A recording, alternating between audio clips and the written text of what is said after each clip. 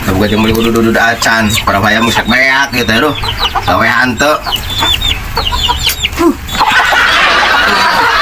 Jual hayam gitu. Mau ulah lebaran. Jual hayam gitu lah, kasih bengek. Baru pusing. Kemarin kita kasih bengek kan, kemarin kita telepon kasih bengek. Kalau HP na. Tahu sih.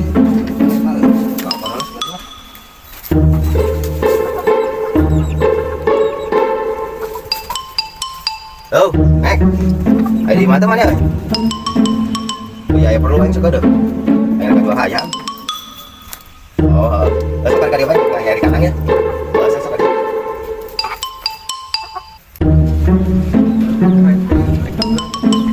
Eta hayam naik dijual teh, tulah leutik mah. Aing beli oge teh wani. Aing beli nu gede. Itu nu gede aya euy. Aduh, ngek. Barek dijual manu iya, itu mah hiji-hijina pamacak euy, wadeui. Dek jual mah ieu bae anakna. Lah, jero.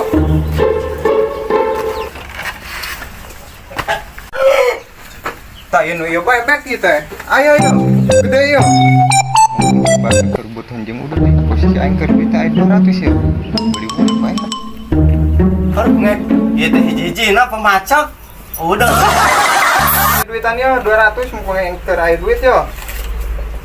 Aduh, aing geus kadina tuh lah, aing terbutuh. Au.